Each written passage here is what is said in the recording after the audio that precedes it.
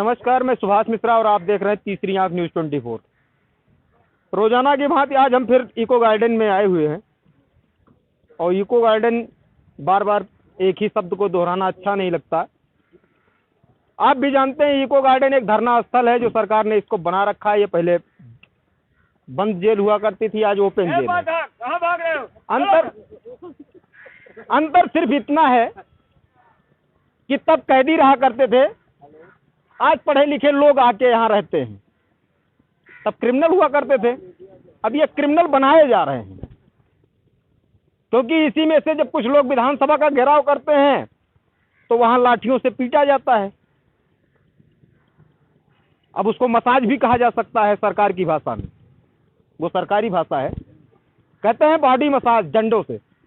Police रखी है सरकार, डंडा मसाज कराती है। लोग अपने शरीर पे डंडा खाते हैं, उसके बाद लाके उनको एक गाड़ी में भर के और जानवरों की तरह इसी को गार्डन में लाके पटक दिया जाता है। इनका मामला कुछ ऐसा है कि डीपीएड की नियुक्ति के लिए प्रशिक्षण इनको दिया गया, इसी सरकार में दिया गया। इसी सरकार ने शासनादेश जारी किया और डीपीएड की सेवाएं बहाल करने के लिए कहा कि आपको हम शिक्षक बनाएंगे, समायोजित करेंगे। समायोजित किया, ये मत मानिए समायोजित नहीं किया, किया, लेकिन इको गार्डन में कर दिया। देखिए आप यहाँ भी आप पढ़ा ही सकते हैं, क्यों? काफी लोग हैं, बहुत बेरोजगार आते हैं। हम ये कहेंगे कि ये यहाँ भी पढ़ा सकते हैं। भाई शिक्षक जहाँ चाहे वहाँ स्कूल हो सकता है। शिक्षक तो हमको लगता है कि अगर गांव के खेतों में बैठ जाए तो 10 बच्चे वहाँ भी मिल सकते हैं, आपको यहाँ भी मिल सकते हैं, फुटपाथ पे मिल जाते हैं। देखिए आपने बताया, अब शिक्षक से अच्छी भाषा हमारी नहीं हो सकती है। आप शिक्षक हैं, इन्हीं से हम पढ़ के यहाँ आए हैं,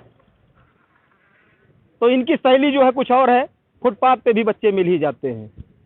अभी हमने एक शायरी कही, दोहराना चाहता हूँ। भूख है तो सब्र कर, रोटी नहीं तो क्या हुआ। भूख लगी है, सब्र कर लीजिए, कोई बात नहीं है, रोटी मिलेगी। भूख है तो सब्र कर, रोटी नहीं तो क्या हुआ। आजकल दिल्ली में है जोरो बहस ये फैसला। ये मुद्दा आपका जो है ना, ये दिल्ली में बहुत जबरदस्त तरीके से इस पे चर्चा चल रही है। तो ये दिल्ली में तो होनी नहीं है, होनी है लखनऊ में। लखनऊ में भी चर्चा चल रही है। बाबा जी एकदम पूरा एकदम होशो हवा, एकदम इतनी ताकत लगा दिए हैं चर्चा करने में कि आप लोग यहाँ आ गए। बड़ी मेहनत कर रही है सरकार। आखिर इतने बेरोजगार इकट्ठा करने के लिए ताकत तो चाहिए। बड़ी मेहनत किया है, 2-3 साल 4 साल इनको खूब ट्रेनिंग कराया, खूब पैसा खर्चा कराया। कितना खर्चा किया था आपने? 1.5 लाख, 2 लाख। किराना की दुकान कर लिए होते आप। आखिर मोदी जी कहते हैं कि पकौड़ा तलिए, 2 लाख नहीं लगता। हमको लगता है 20,000 में दुकान खुल जाती, पकौड़ा तलते, बच्चे आराम से खाते।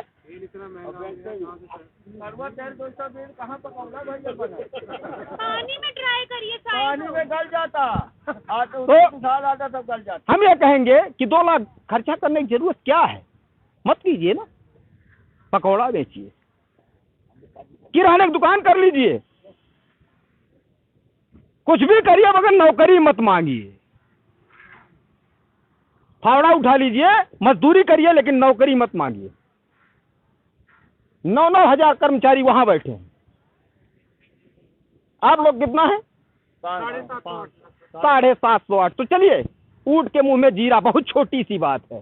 क्या करेंगे 700-800? सरकार थोड़ी हिला पाएंगे। जब 8,000 नहीं हिला पा रहे, 9,000 नहीं, 1 लाख नहीं हिला पा रहे, 69,000 बैठे हैं, आप क्या हिला पाएंगे? सरकार नहीं हिलेगी। मुखालफे मत रहिए। ये सरकार बेरोजगारी पैदा करने के लिए ही बनी है, हमको तो यही लगता है। और इनका साथ भगवान भी दे रहे हैं, भगवान भी अच्छे से दे रहे हैं। कोरोना लाके पैदा कर दिए। जो लोग रोजगार में लगे हुए थे उनका भी खत्म हो गया, सब समाप्त हो गया। आके सब गांव में अपना फावड़ा लेके कहते हैं चलिए नरेगा की मजदूरी कीजिए एमए बीए करके, 200 तो मिलेगा। अरे नेताजी, किसी दिन आप भी अपना कुर्ता उतारते सफ़ेद वाला जिसमें टीनो पाल लगा होता है और फावड़ा उठाते, तब समझ में आता। आपका बच्चा तो 5 स्टार होटल में खाना खाने जाता है, इनके बच्चे घर पे नहीं खा पा रहे हैं। इनके जरा दर्द को सुनिए, क्या दर्द होता है एक आम आदमी का। और बार बार हम अपने चैनल के माध्यम से कहते हैं कि राजा जो होता है, राजा जो शासक होता है, उसको गृहस्थ होना चाहिए। जब वो गृहस्थ होगा तो गृहस्थी में क्या चीजें कहां से आती हैं उसको इसका भान होगा। और अगर राजा ही गृहस्थ नहीं है तो गृहस्थों की मजबूरियां समझ नहीं सकता है। क्या दर्द भरा है इनके दिल में, थोड़ा आइए समझते हैं इनसे। और सरकार से कहना क्या चाहते हैं, क्योंकि संख्या बहुत कम है तो हमको तो नहीं लगता है सरकार सुनेगी।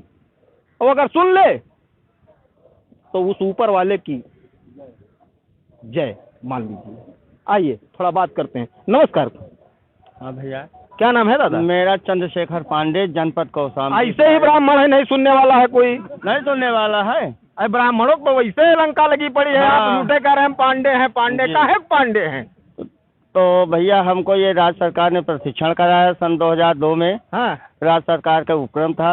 हाँ 130 सीटें थी, 50 रामपुर, 30 महिला कॉलेज इलाहाबाद, 30 समौतपुर, 30 यहाँ फिजिकल यहाँ क्रिश्चियन भैया कॉलेज, थोड़ा बैठने देंगे क्रिश्चियन क्या? कॉलेज में थी भैया। जी। उसके बाद जो है 2 साल किया, कठिन परिश्रम से ट्रेनिंग पूरी हुई, हाँ। डिग्री लिए, और ये हमारी नौकरी नहीं दे तो रहे उसी हैं। डिग्री में समोसा बेचिए। अब हम समोसा बेचेंगे, वो क्या करेंगे फिर? किसान जो है और इनको बिकवा देंगे, वो क्या ये भी बेचेंगे। क्या बेचेंगे? हाँ, पकौड़े इनहू बेची हैं, इनहू के बाबा को उतर जाए 2022। कुर्सी हिल नहीं रही है बाबा की। महाराज हिल रही है, नहीं रही है। हिल गई, हिल गई, हिल गई, हिल गई, हिल गई? हिल गई। आप देखिए, पांडे जी ने कहा कुर्सी हिल गई।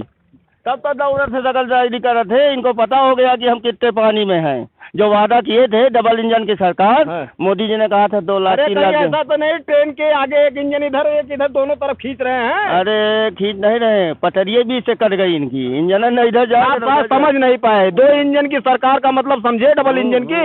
एक साइड नहीं, दोनों साइड चल रहा है। अब वो नहीं चलेगी क्या, खड़ी रहेगी? नहीं चलेगी। हमारा समायोजन कर दें, हमारा ये निवेदन है बाबा से। 500 बच्चे हैं, हम लोगों को रोजी रोटी दे दें। फुटपाथ पे जो हैं, मोदी जी की बातें नहीं सुन रहे हैं, आप समोसा बेचिए। झूठे परेशान है।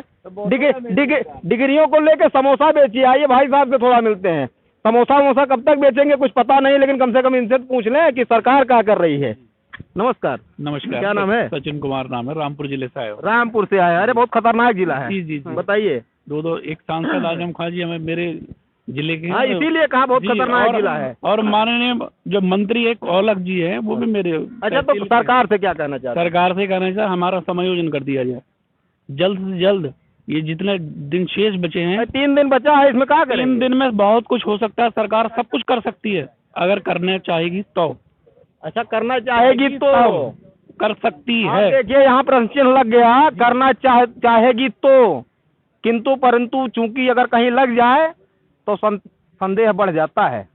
आप भी संदेह पैदा कर रहे हैं। जी, हाँ, सरकार ने अब तक बहुत कुछ किया है। हमारा समायोजन कर दे, हम भी सरकार को देख लेंगे। फिर किस हिसाब से? आपने कहा देख लेंगे, हम लोग कहते हैं आओ देख लेंगे तुमको, ऐसे तो नहीं देख रहे उनको हैं। वोट चाहिए, अच्छा, दोबारा सरकार बनाने के लिए वोट चाहिए उन्हें। अरे तो नेताजी आएंगे आपके दरवाजे पे, कहेंगे अब की बात। हम 500 लोग यहाँ बैठे हैं, 500 परिवार हैं। 500 परिवार में अगर 4-4, 8-8 लोग हुए तो कितने वोट हो गए हमारे भी? 500 इंटू। जी, जोड़ लीजिए आप कितने इंटू वोट कर रहे हुए। हैं जी जी, और पूरे प्रदेश से हैं हम लोग। पूरे प्रदेश से हम यहाँ आए हुए हैं, हर जनपद से आए हुए हैं।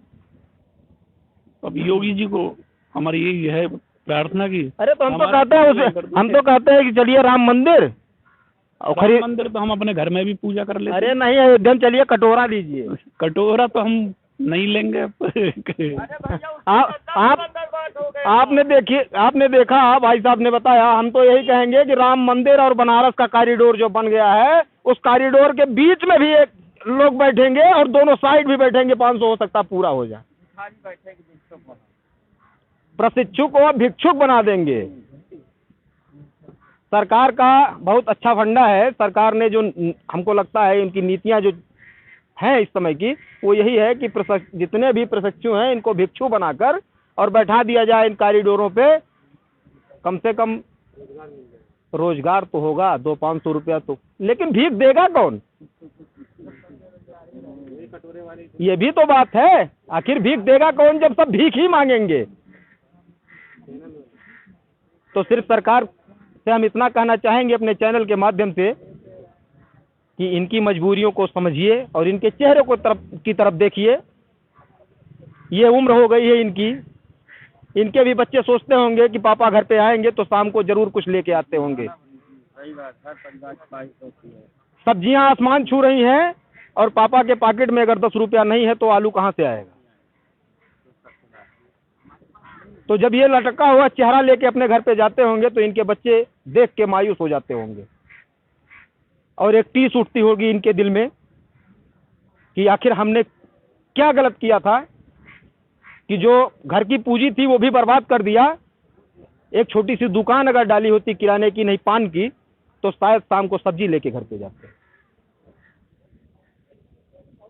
सरकार को सुनना पड़ेगा, अगर नहीं सुनेगी तो आने वाले 2022 के चुनाव में ये लोग नहीं सुनेंगे, और यही नहीं बहुत लोग नहीं सुनेंगे, फिर कुर्सी हिलती नजर आएगी ऐसे ऐसे।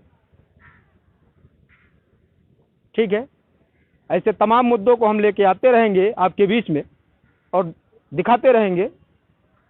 तो इस तरीके के तमाम मुद्दों को देखने के लिए, खबरों को देखने के लिए हमारे चैनल को किसी से भीख मांगते, हम अपना अधिकार मांगते, हम अपना अधिकार मांगते। तो इस तरीके के तमाम मुद्दों को देखने के लिए हमारे चैनल को लाइक शेयर सब्सक्राइब करना ना भूलें। आप देख रहे थे सुभाष मिश्रा के साथ तीसरी आंख न्यूज़ 24। धन्यवाद।